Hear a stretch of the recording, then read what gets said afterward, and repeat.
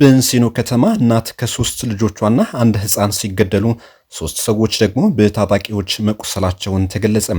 በምስራቅ ጉራጌ ዞን በእንሲኖ ከተማ በታጣቂዎች በተፈጸመ ጥቃት አንዲት እናት ከሶስት ልጆቿና አንድ ህፃን መገደላቸውን እንዲሁም ሌሎች ሶስት ዜጎች መቁሰላቸውን ተነግሯል። ከማረቆ ልዩ ወረዳ በመጡ ታጣቂዎች በከተማው በ02 ቀበሌ ሚያዝያ 20 ቀን 2018 ዓ.ም ከሌሊቱ 9 ሰዓት አካባቢ በፈጸሙት ጥቃት ነው በዜጎች ላይ ግድያ የተፈጸመው ተብሏል።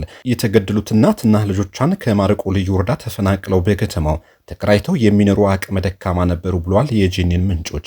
ወይዘሮ ዘቢባ የተባሉት እኚህ ሟች እናትና ሶስት ልጆቿ በታጣቂዎች የተገደሉት ሌሊት 9 ሰዓት ቢሆንም መገደላቸው የታወቀው ጠዋት 12 ሰዓት ነው። የሟች እናት ባለቤት በደረሰባቸው ተደጋጋሚ ድብደባ ከተማውን ለቀው ቢሰደዱም ልጆቻቸውንና ባለቤታቸውን ከሞት መታደግ አልቻሉም። ምንጮች ለጄኤንኤን እንደገለጹት እናት ከሶስት ልጆቿን የገደሉት ታጣቂዎች በዚህ አላበቁም።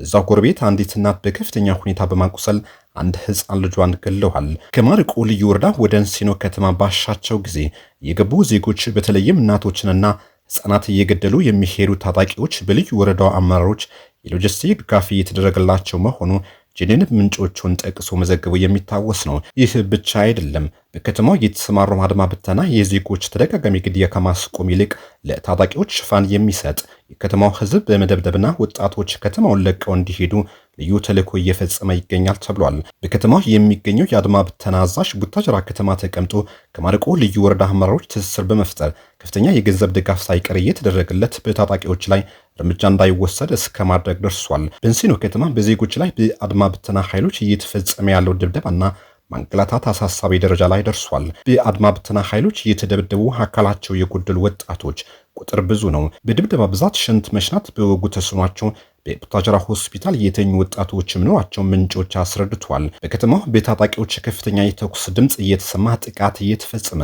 ምንም እንዳልተፈጠረ ሌሊቱን በዝምታ ያሳለፈው አድማ ብተና ጠዋት የሟቾች አስክሬን ለምርመራ ይፈለጋል እያለ ወከባ ለመፍጠር ሲጥሩ ማየት ግርምትን የሚፈጥር የጭካኔ ተግባር ነው። ከዚህ በተጨማሪም በከተማዋ በታጣቂዎች በእናቶችና በህፃናት ላይ ግድያ እየተፈጸመ ዝምታ የመረጠው የክልሉ ከፍተኛ አመራሮች ርዕሰ መስተዳድሩን ጭምር የተገኙበት በስብሰባ ስም ድግስ በቡታጅራ ከተማ መደረጉንም ግርምት ፈጥሯል።